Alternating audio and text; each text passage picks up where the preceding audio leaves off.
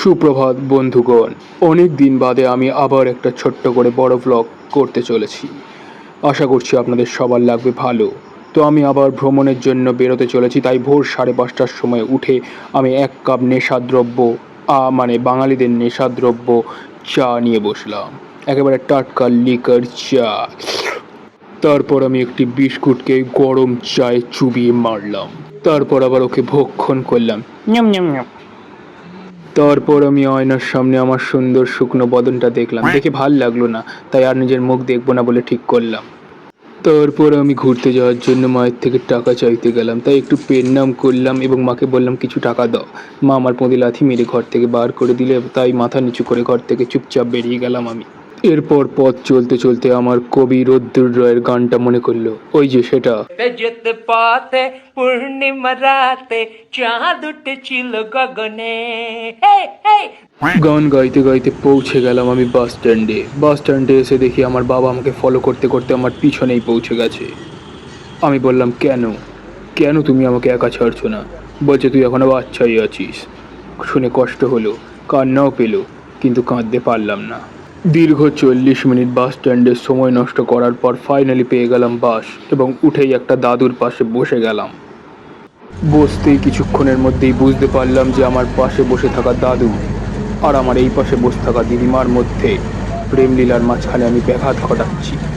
দেখে খারাপ লাগলো, খুব কষ্টও হলো, কিন্তু আমি উঠে দাঁড়িয়ে থাকতে পারবো না, তাতে আমার ঠ্যাঙে ব্যথা হবে। তাই আমি নির্লজ্জের মতো বসে ঘুমানোর নাটক করতে থাকলাম। তারপর আবার যেইকে সেই গড়াতে গড়াতে চলতে চলতেই আমি পৌঁছে গেলাম ইংরেজদের তৈরি করে দেওয়া হাওড়া ব্রিজের উপরে। চলতে লাগলাম আর ভাবতে লাগলাম, যদি বাই চান্স হাওড়া ব্রিজ ভেঙে পড়ে তাহলে আমার কি হবে। ভেবেই আমার সব শুকিয়ে গেল।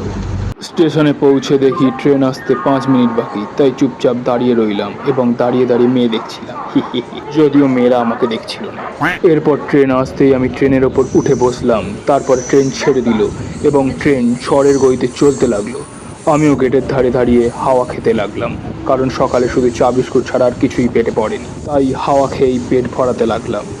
फिर मैं थोड़ा सा इस सड़के का स्टाइल मारता रहा जब तक कि मेरा फ़ोन थोड़ा सा नीचे नहीं आ गया।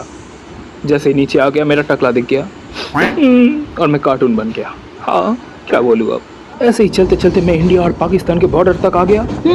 ये वही जगह है जहाँ पे सल्लू ने सलमान खान ने मुन्नी से कहा था, चल मुन्नी मैं तुझे पाकिस्तान छोड़ के आता हूँ। এরকমই উৎপটাং কাজকর্ম করতে করতে আমি পৌঁছে গেলাম গোঘাট স্টেশনে। তারপর কাকিমাদের পেরিয়ে আমি চলে গেলাম অটো স্ট্যান্ডে। অটো স্ট্যান্ডে গিয়ে অটো না পেয়ে পেলাম একটা টোটো, তাতেই উঠে পড়লাম এবং লন্ডনের রাস্তা দিয়ে করে কাঁপতে কাঁপতে পৌঁছে গেলাম বাস স্ট্যান্ডের দিকে।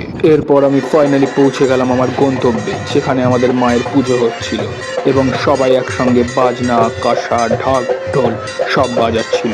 এরপর আমি তার কাছে গেলাম যার জন্য এখানে আসা, তাকে গিয়ে প্রণাম করলাম এবং আশীর্বাদ চাইলাম।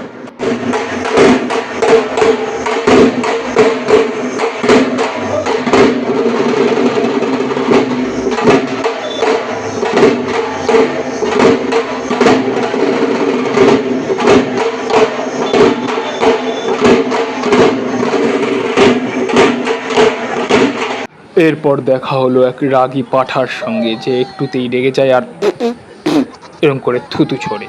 আমার বাবা ওকে করতে লাগলো ডিস্টার্ব, যার ফলে ও রেগে গিয়ে বলতে লাগলো, आइए जी, आप मेरे को परेशान काय करते हो मोटा अन्ना। ये मेरे नाक में हाथ मत लगाओ रे बाबा, मेरे को ठंडी लगे रे बाबा, नाक से हाथ हटाओ। ये बाबा अन्ना मेरे से नाक से हाथ हटाने को बोल रहा हूँ रे बाबा, मेरे को सर्दी हो गया, मेरे को फिर से जुकाम हो जाएगा, हटाओ रे बाबा। कितना परेशान करता है मोटा आदमी। अभी तेरे को मैं एक सिंग से गोता मारूंगा, उड़ जाएगा रे बाबा तू।